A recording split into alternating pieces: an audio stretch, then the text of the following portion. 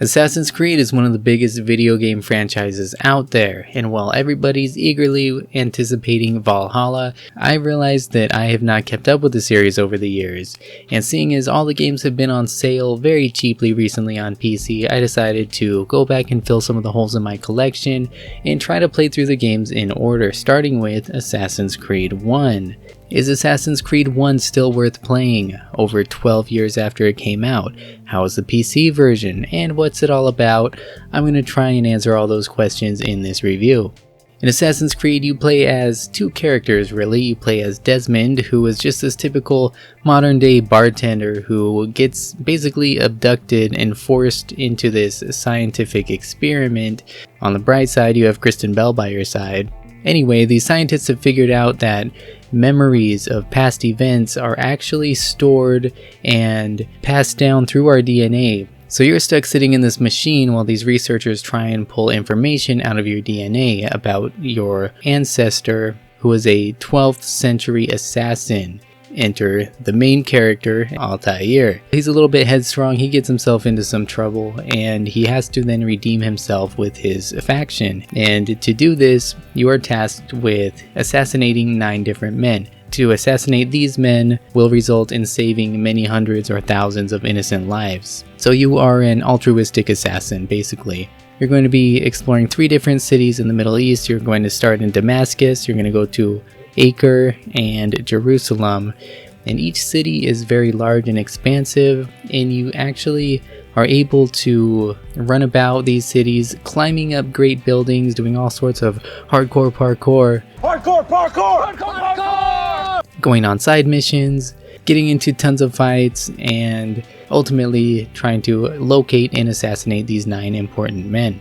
To locate the men, you'll have to do a series of side quests, and in order to find those side quests, you have to explore the city, and you have to locate different vantage points. So this means climbing up tall buildings to get a good view of the area around you. This will then open up new locations on your map with different objectives, and these objectives may include eavesdropping on conversations to get information, or interrogating somebody, or doing favors for other assassins who will then in turn give you information in exchange. Really a whole variety of things. You'll also come across citizens in peril who will be harassed by guards and things, and you can go save them by killing off all the guards who are going to kill the innocent person.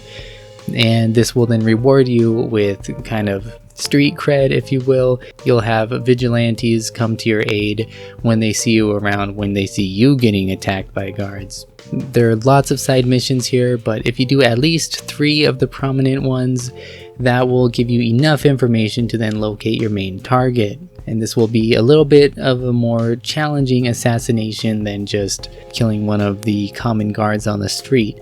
As you go on, you uncover more and more secrets about these people that you're going up against, and Altair really starts to question what links all of these people together, what are their true motives, why do they believe the things that they do, because they all seem to be doing what they believe to be right. I really enjoyed the parallel stories between 12th century Altair and the assassins, and kind of learning more about the Templars, who are the enemies of the assassins, and then modern day Desmond too. Who are these people who are holding him captive, and why do they want information on the assassins?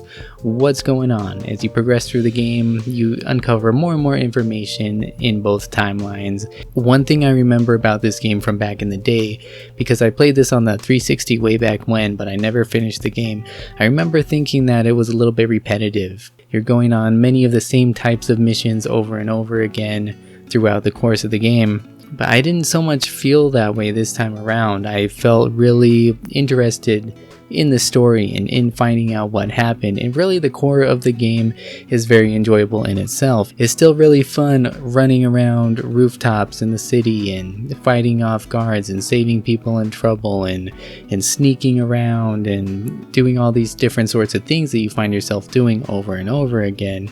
It's a really enjoyable experience, even if it could be a little bit repetitive. To me, it stayed fun and interesting to the end, where I really got a lot of enjoyment out of the revelations of the story as well. Of course, this is helped along by the sound and the voice acting. They have some great voice talent in the game. Of course, I mentioned Kristen Bell earlier. The voice of Desmond is played by Nolan North, who plays Nathan Drake in the Uncharted games. Why is he always yelling at you? It's his machine. His theories. He's not the one who built it.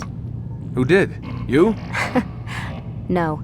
Abstergo has a team of engineers. Really a tremendous voice cast here in the game. There are all kinds of other nice little touches as well. If you're doing some sort of high profile things, you're going to hear people get suspicious and say things like, why is he doing that? Just little things. It adds a little bit of humor and just reality, as you would expect somebody to be a little bit weirded out by some of your actions. That brings me to another little aspect of the game that was really impressive and really stood out, is that it makes you think about your actions and, you know, the way you're behaving in public and who's seeing you. And the game separates kind of high profile actions versus low profile actions. And of course you can walk slowly, walk in groups of people to stay unnoticed. But if you're running around and jumping around and climbing buildings and doing just weird out of the ordinary stuff, you're gonna gain attention of people you don't want noticing you. At the same time, you really have a lot of leeway. You have a lot of freedom as to how you choose to play. Do you want to sneak around and play it safe, or do you just want to run around and you want to engage in combat with every bad guy you see? It's totally up to you. As I went on, I got a little bit more comfortable with the combat, and I got a little bit more reckless, you could say, and just, hey, I can kill every guard in the city if I want to. You really have a lot of freedom though, which is very cool. The graphics for a 12-plus-year-old game, they look pretty good. I will say that the close-ups of the characters' faces can look a little bit scary. Overall though, the cities look great, the environments look great, and if you're not zooming in too close to the character faces, everything looks really good today.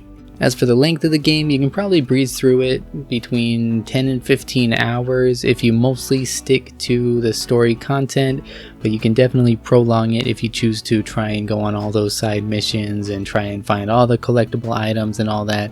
You can definitely get a lot more time out of it. As for me, I did some of the side missions. I always had a great time rescuing those citizens in peril, especially. I usually would try to do that. But as it went on, I did more and more of the minimum to just try and progress the story. I wanted to get through the end and see what happened, and then move on to Assassin's Creed 2. I will tell you right now, there's a bit of a cliffhanger ending.